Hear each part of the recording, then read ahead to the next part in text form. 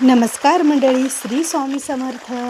तर चला, आज बघा कारभाऱ्याने सांगितलं होतं शेतात उसाला पाणी देण्यासाठी.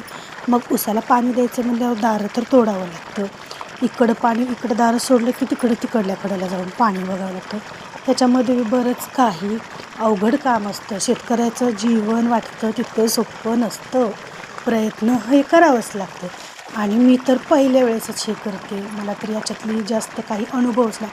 पण आता सांगितलं, थोडीशी अडचण होती, त्यांना दुसऱ्या शेतामध्ये पाणी द्यायचं होतं, त्याच्यामुळे मला त्यांनी काम सांगितलं होतं. मग काम तर करावंच लागेल, कारण कोणतीच गोष्ट बघा जीवनामध्ये अशक्य नसते. ही प्रत्येक गोष्ट ही जीवनामध्ये शक्य आपल्याला स्वतःला करावी लागते, आणि ते म्हणजे प्रयत्न करून. प्रयत्नार्थी परमेश्वर. ज्यावेळेस आपण कोणत्याही गोष्टीचा प्रयत्न करू, कोणतीही गोष्ट कष्टाने आणि आपल्या मनापासून जर एखादा प्रयत्न आपण केला तर तो नक्कीच यशस्वी होत असतो. तर इकडं ऊन म्हणलं नाही ना ताण म्हणलं नाही, चला लगातार कामाला आपली सुरुवात. छान मस्तपैकी पाणी दिलं उसाला, दारं तोडलं.